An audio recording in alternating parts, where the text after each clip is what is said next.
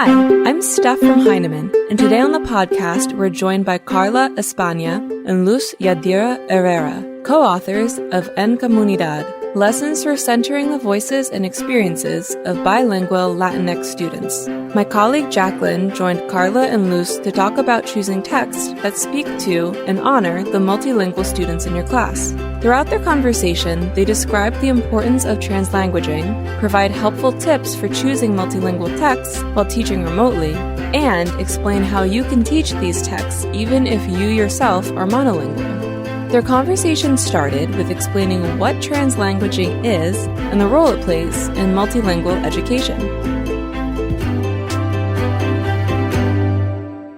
In our book, we define translanguaging in 3 ways, and we go back to Ofelia Garcia and Camila Leiva's definition from 2014, where they define translanguaging as a linguistic practices of bilinguals, a pedagogical approach, and as a means for social justice, where students' language practices are honored. So that's really how we navigate this entire book. And in terms of what it means for bilingual students, it just means that they are seeing their languages, their language practices, their community language practices represented in their schooling.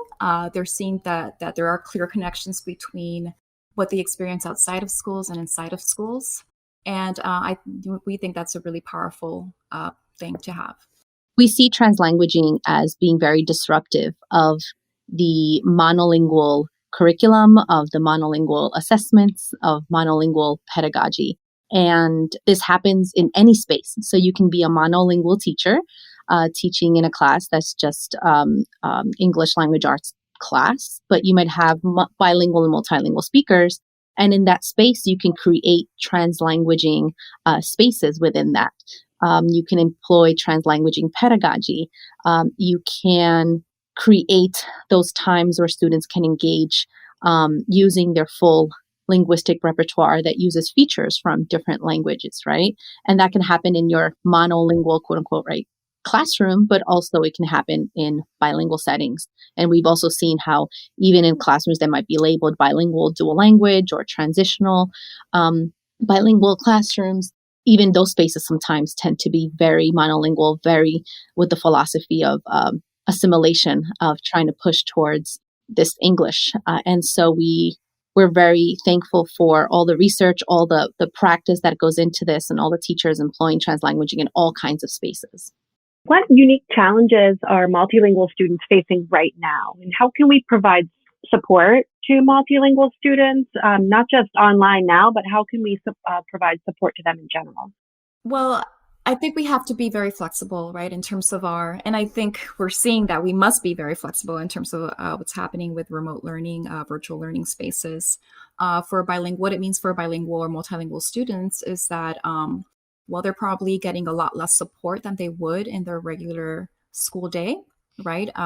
Often students who are identified as needing additional supports and services do have an extra adult in the classroom, or sometimes they have maybe they get pulled out for special services or different services. And so they don't have those kinds of things like other students who are also missing out on various services, students with disabilities, for instance, right? I think that's something you mentioned, Luz, that's so important to think about, is being flexible with the time that's available, with the resources that are available, and thinking really carefully about people as resources, as the knowledge base that we have in teachers, right? And so, like what you mentioned reminded me of one of my grad students who is also a bilingual dual language teacher in the Bronx in New York. And that was one of the first challenges that she faced after the big issue that we talk about with having access to devices. But once the school made sure that every single student had the devices, the next challenge was, how do you meet with students when they've had so much support with support staff at school, right, in person? And so in this case, the teachers, they shared a schedule, and then they had all the support staff come in. And that was really helpful for them because once that kind of communication happened, the students were able to take part of the whole class meeting where the teacher, who's my grad student, was reading aloud a book, and students were able to engage with it live while others were able to watch and engage with it at another time. But there were moments where support staff would come in. and into those meetings or into small groups. And that's super helpful. And that's something that I've been thinking about that challenge a lot because it's coming up in my courses with teachers, but it's also something that I've been very thankful for, the creativity and the flexibility, not only from teachers, but also from families in thinking about that. And I think the other one that we talk a lot with Luz, because it's a big part of our book, is just the resources that are available. So like I get updates from New York State TESOL organization. I get updates, right, from New York State Association of Bilingual Ed, the Colorín Colorado website, right, Lee and Low books. And so thinking about all these organizations and resources that have support for this population of students. And I'm just thankful that they are sharing that. But I also know that for the most part, like I mentioned earlier, most curriculum tools are in English. And so how do you navigate that space? Because then it's requiring so much more work on top of what teachers are already dealing with to provide further support. So I'm just thankful for those who are sharing the tech tools that are helping us with translations, that are helping us make education more interactive for this population. I wanted to add one more thing that we've been thinking about and it's just the interaction piece. A lot of our students, a lot of bilingual, multilingual students, they really thrive on this interaction. And I think all children probably are in the same, also thrive in interaction. They learn and grow with each other through one another. And that's definitely something that they miss. I think that students help each other out, especially in translanguaging spaces, right? They help each other make sense of what they're engaging with, what they're reading, what they're learning.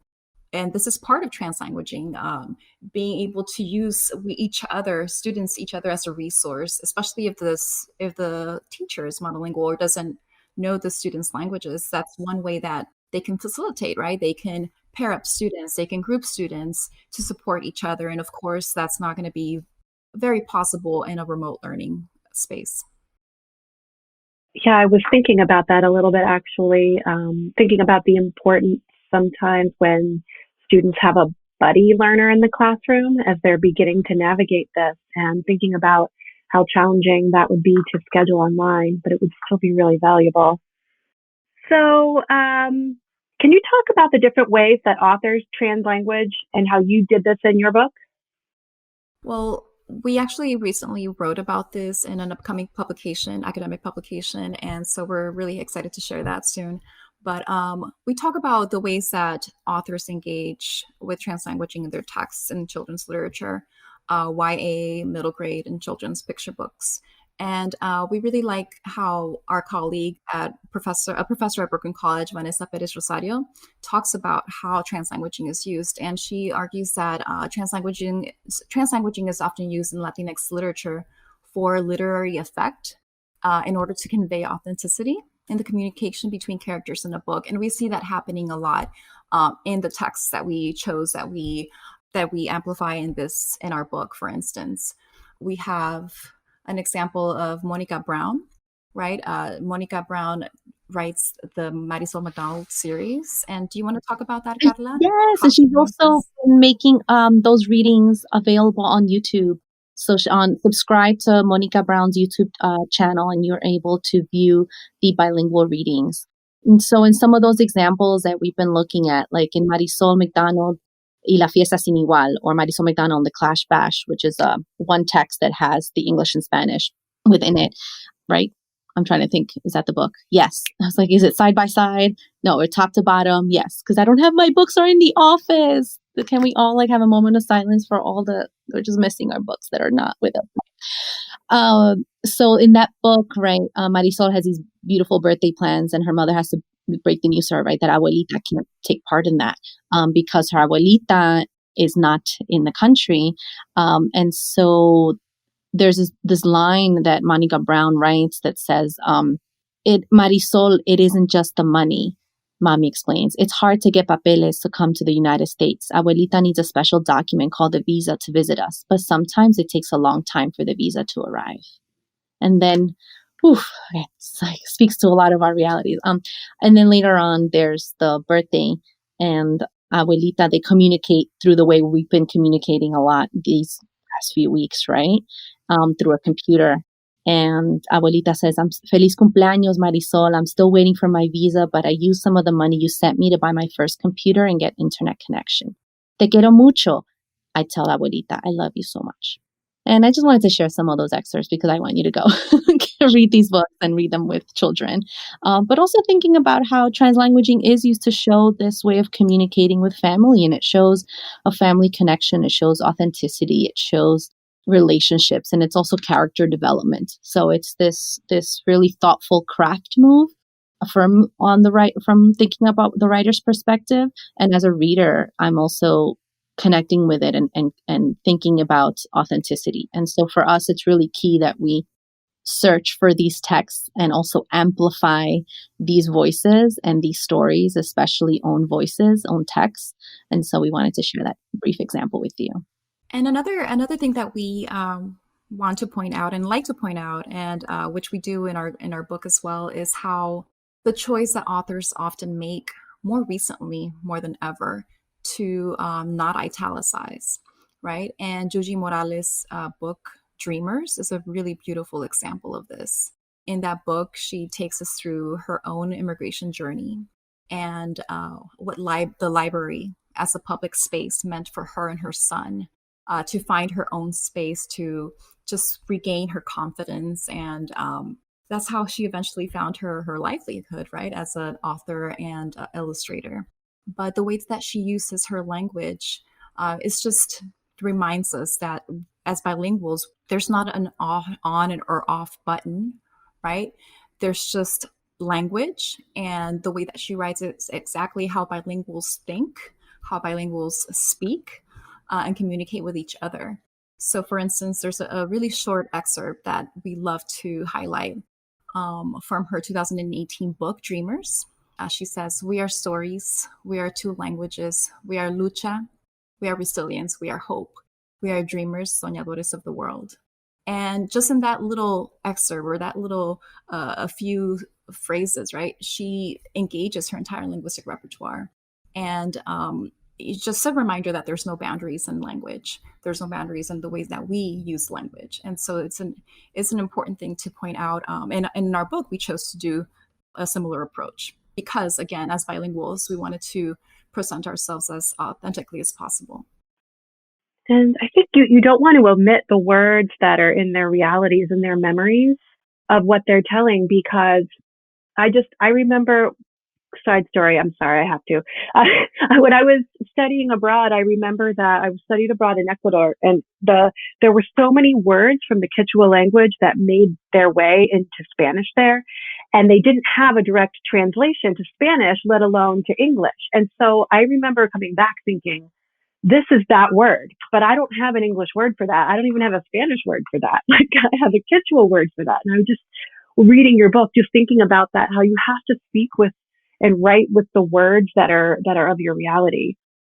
Just thinking about, right, that words from your reality reminded me of My Papi Has a Motorcycle by Isabel Quintero, by Zipenia, because that opening line of My Papi Has a Motorcycle, from him I learned words like carburetor and cariño and dedication. Like, I was like, you had me, Isabel Quintero, on this like first part, right? That word cariño, and it's such a key word throughout the book, that we think about this relationship between father and child, and also this relationship between a family and a community, and things that are changing. And yet you go all the way to the end, and towards the end, it reminds you of this word cariño and things that don't change. So that's another text we love. Carla, you begin chapter 3 with your momento de aprendizaje, your aha moment. You invite students to use translanguaging when telling their own stories. And you modeled doing this yourself, teacher vulnerability, by sharing your own writing, sharing your translanguaging. And it really seemed to invite students and give them a permission almost to include the repertoire of language that they have in their writing. And it struck me as a really critical piece to plan for. Can you talk more about this?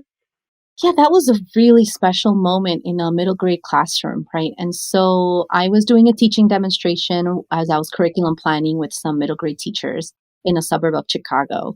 And as always, I never want to ask students to engage in any literacy practice that I haven't tried myself.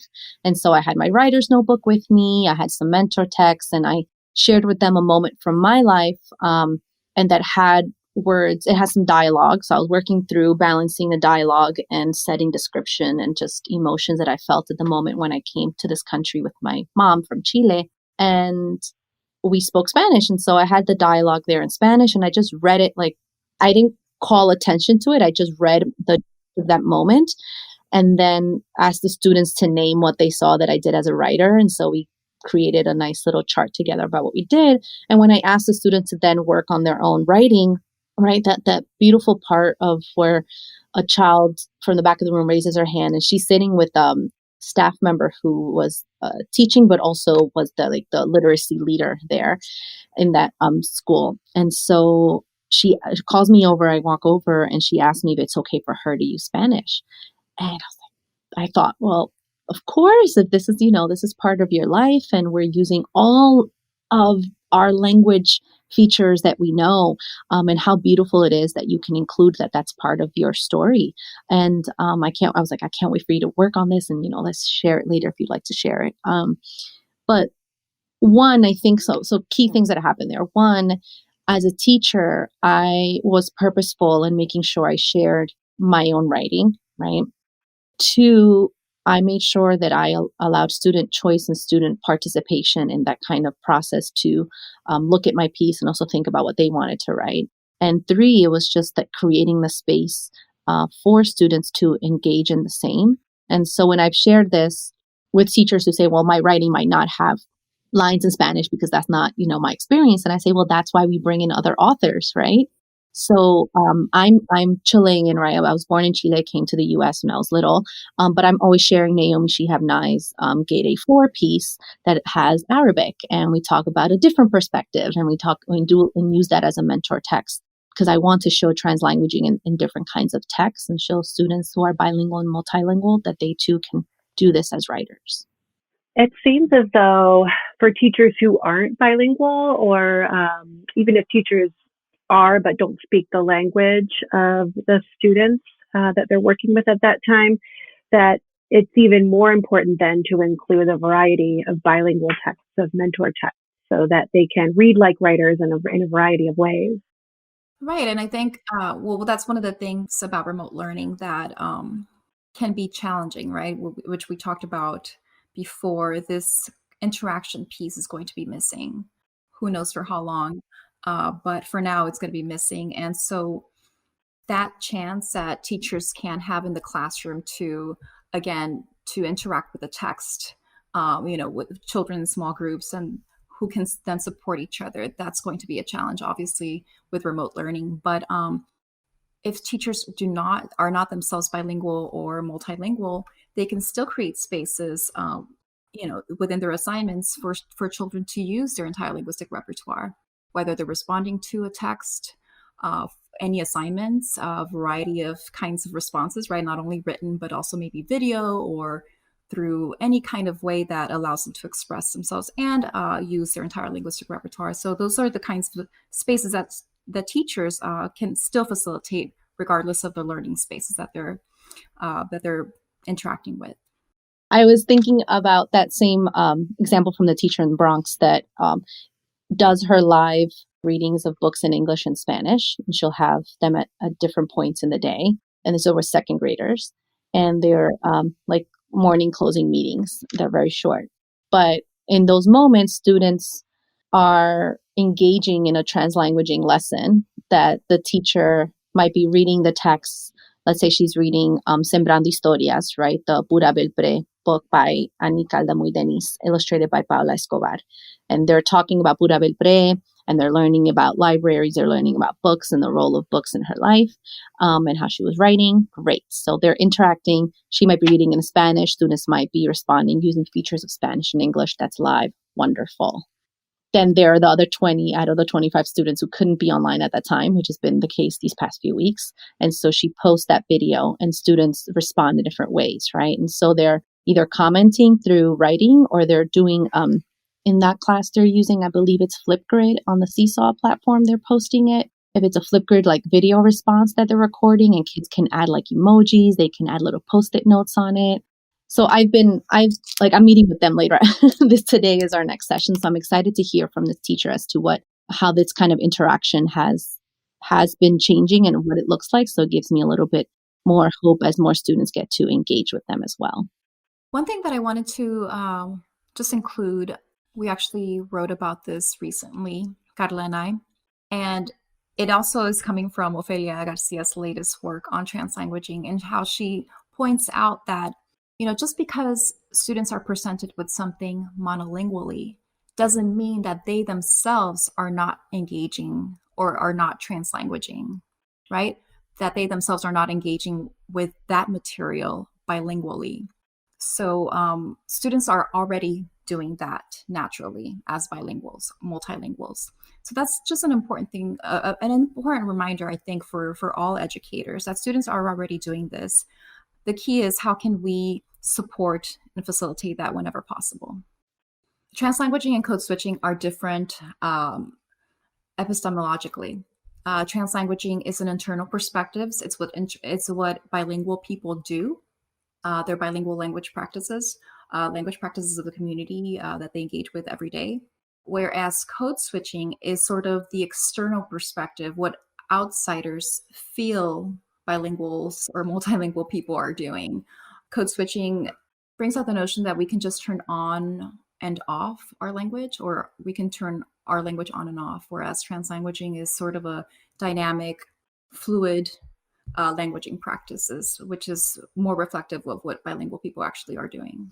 In Chapter 3, you talk a lot about your planning process. So I'm really looking forward to sharing with all of our listeners, what does the planning process look like to achieve all of these things?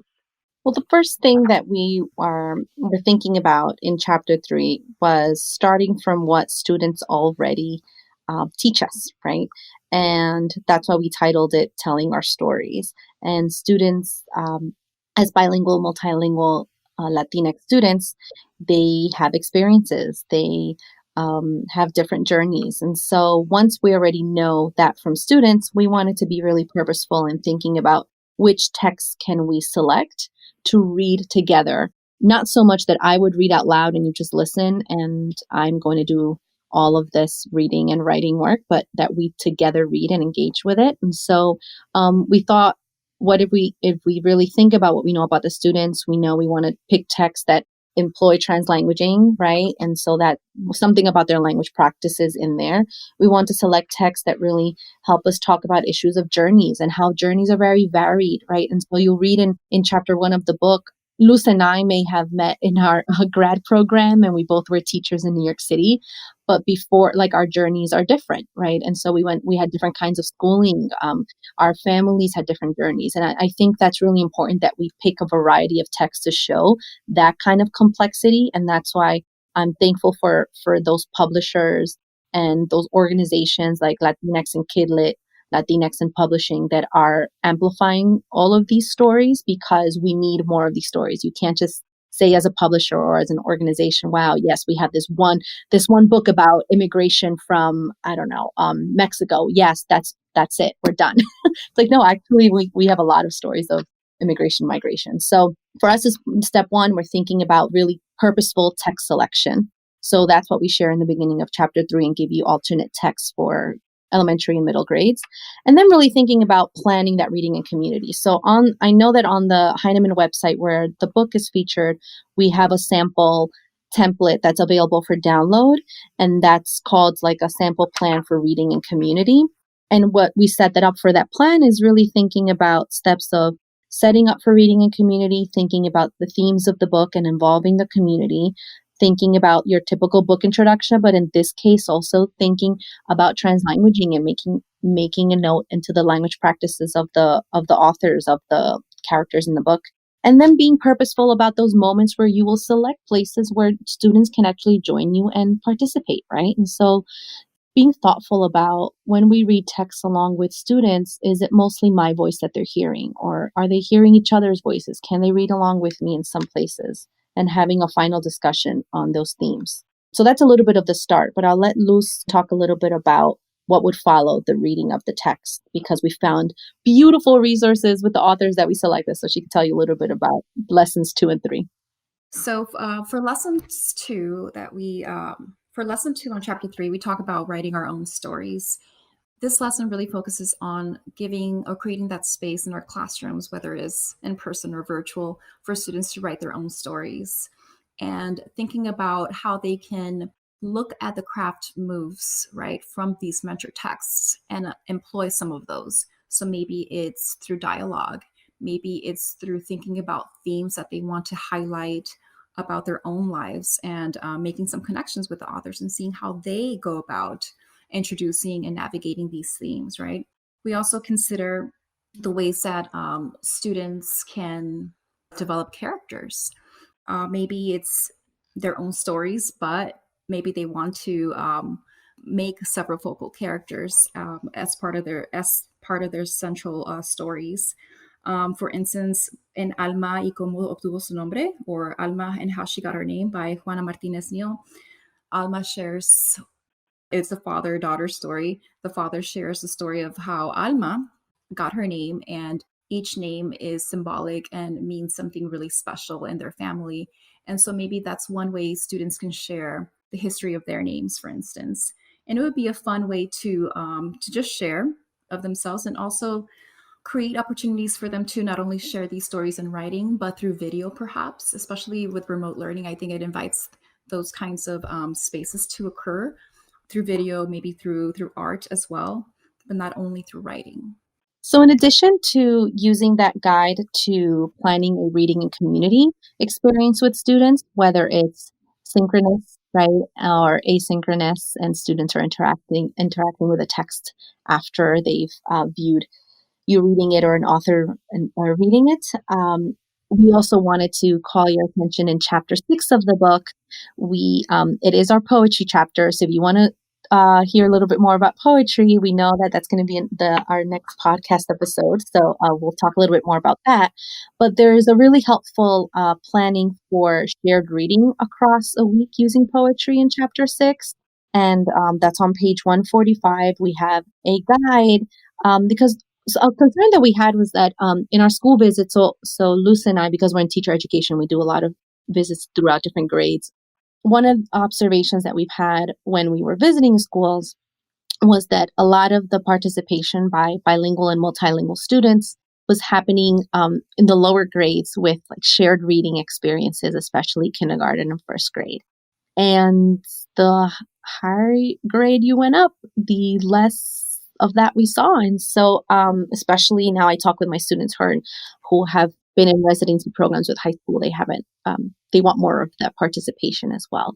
And so we wanted to be purposeful, and that guide really thinks about how can we take a text. For example, we can take an excerpt from My Papi Has a Motorcycle. We can take one of the scenes from Monica Brown's book that we were talking about earlier. We can take any kind of excerpt from a book that we've already engaged with and return to it, and really take our time rereading it together every single day. So you would practice reading it in community together, but also taking each day to focus on, maybe one day we think about meaning and we discuss what this means to us. Another day we think about figurative language or author's craft moves.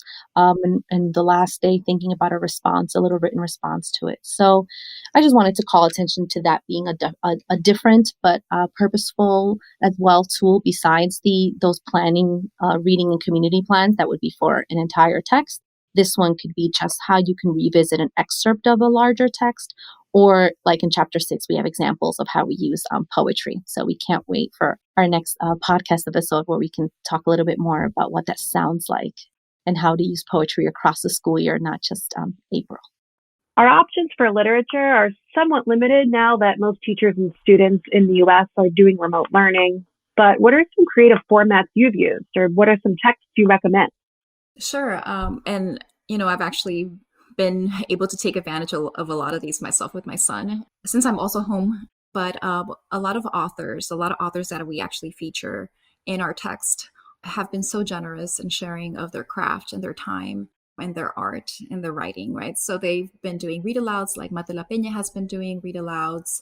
Jaclyn Woodson has been doing read-alouds. Monica Brown has her own YouTube channel, right? So there's a lot of these big name authors that are really sharing their books, and some of them have given special permissions for teachers to record themselves doing read-alouds of their books to share with their classrooms or their classes for a limited amount of time. And publishers have also come out and supported this practice to an extent, right? So we have to keep those things in mind. But seeking out some of these authors and seeing some of the resources that they've uploaded or posted on their social media, their Facebook, YouTube, and things like that would be a really good starting point. Of course, people don't always have access to the kind of technology that you'll need for this, or perhaps the social media accounts that you'll need for these kinds of resources. But it's a pretty good starting point.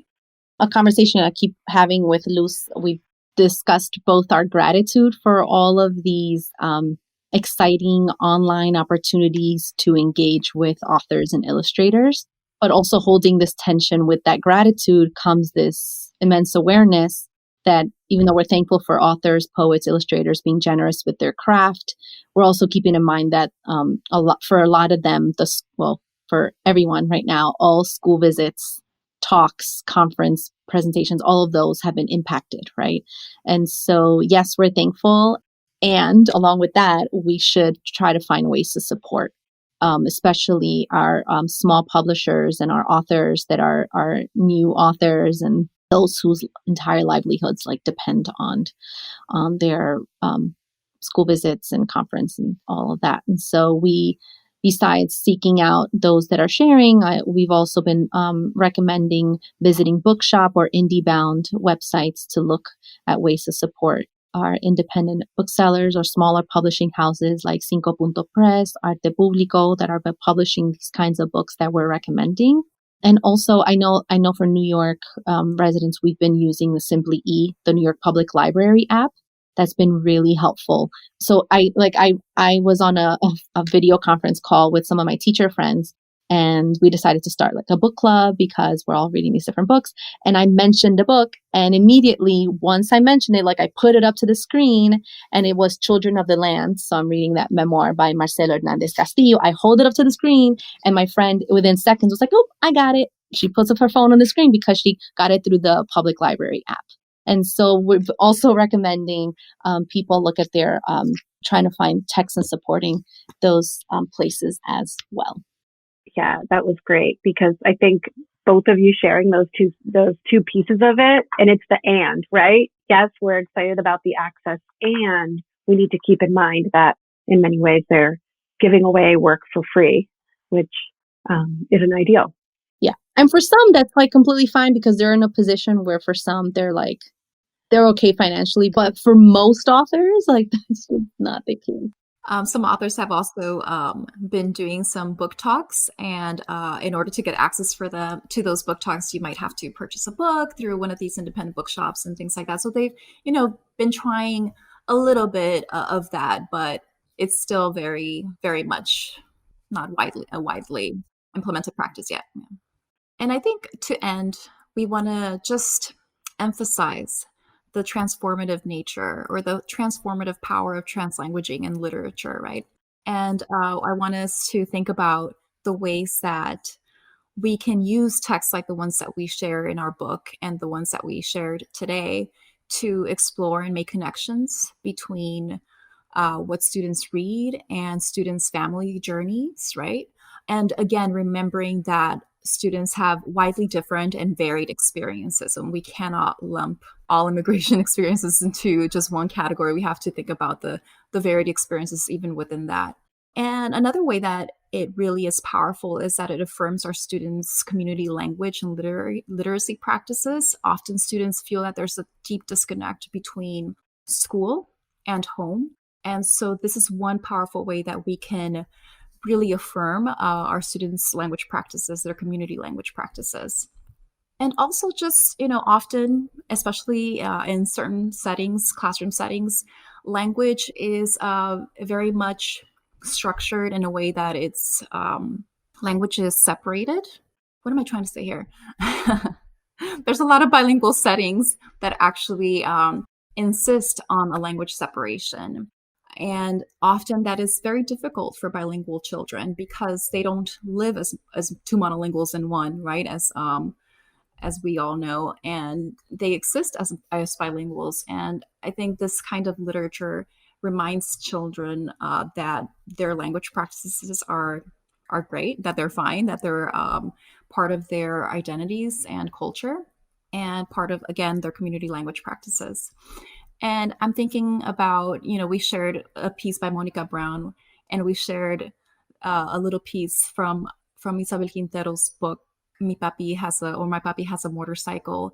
And one of the things that they do in their books is critique some injustice sort of social structures, whether it's gentrification or the flawed immigration system. So it provides students the opportunities to engage with these kinds of conversations that might be important for their families, for their communities as well.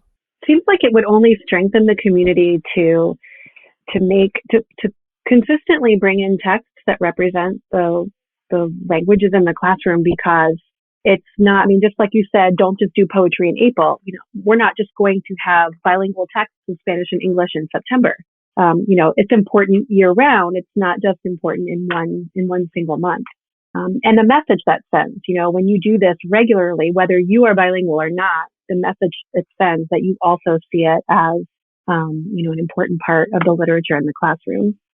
So we've also been, as we're both raising bilingual children, and in these times, we've also, besides having conversations about lesson planning, we've also been having conversations from the perspective of a parent, and also talking with our students in our teacher ed programs who are parents themselves, or who are teaching, and they also engage with families who have school-age children at home. This is something we also been thinking about is, our students with their families at home have engaged with multiple literacies before school went online.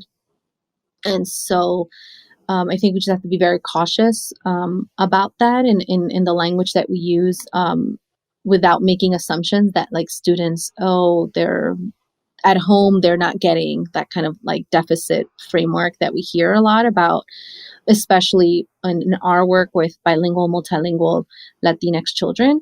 And so like, I think about my own childhood at home. My mom was and continues to be an amazing storyteller. And so storytelling is one kind of literacy that was very prominent in my childhood. My father was always, at the time when I was a child, he was always listening to like church sermons on cassette tapes. Now he's like so fancy on these like Facebook live groups with these like spiritual religious communities that are, doing their Zoom or Facebook live gatherings. And so music was a big part of my childhood, and I would always be singing and dancing. And when I was in Chile, I was in this folklore group, and I was engaging with a lot of poetry and song as a child.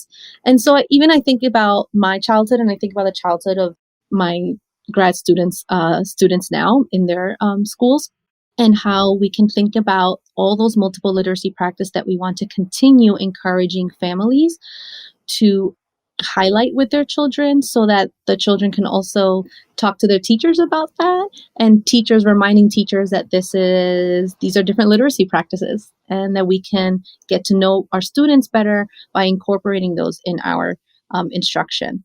So really taking a moment to continue getting to know students and their multiple literacy practices at home, and bringing that into our instruction. And I think, just as a reminder, Carla and I, right, are both parents, we're scholars, we're educators as well. So in addition to parenting our own bilingual children at home, we're also working, we're teaching online our own grad students and in-service, pre-service teachers. And so I think it's just an important reminder for working parents and for all parents, whether you're an essential worker or you're working from home, to just be very, very kind and forgiving of yourselves. At first I was okay. I was really kind of buying into the really acute structured schedule for the day. and then realized it was just impossible to maintain with my 6-year-old. He's in kindergarten. And so we absolutely scaled back.